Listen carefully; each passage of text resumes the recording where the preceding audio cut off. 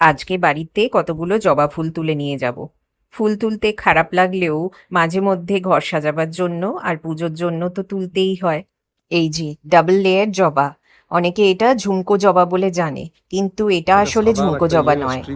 এটার ইংরেজি নাম হচ্ছে পুডাল হিবিস্কাস, আর ঝুমকো জবাকে ইংরেজিতে বলে স্পাইডার হিবিস্কাস বা কোরাল হিবিস্কাস। আর এটা 2 in 1, ফুলের ভেতর ফুল।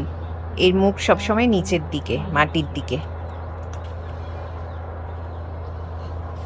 পিঁপড়ে আছে দেখবে। প্রচুর পিঁপড়ে।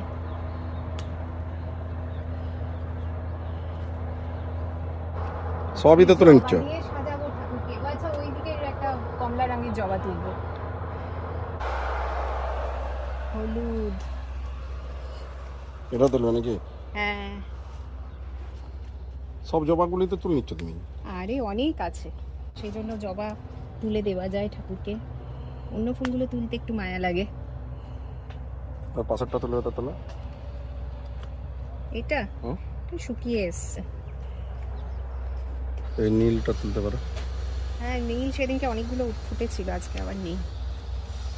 হ্যাঁ, নীলগুলো এবারে এত ছোট হয়েছে কেন? গাছগুলো পোকা হয়ে গেছে। দেখতে হবে। গাছগুলোতে পোকা হয়ে গেছে। ঠিক আছে, দেখছি দাঁড়াও। তুমি কি দেখবে? ওষুধ দিতে হবে। আচ্ছা ঠিক আছে। হয়েছে। ঘেমে চান করে। এই যে ডাবল মাধবীলতা, কিন্তু এর আসল নাম হলো মধুমঞ্জুরি, আর এর নামকরণ করেছিলেন কবিগুরু রবীন্দ্রনাথ ঠাকুর। এই কমাস হলো লাগানো হয়েছে, তাতেই ফুলে ভরে গেছে। আর কি, আমার গল্পও শেষ, ফুল তোলাও শেষ।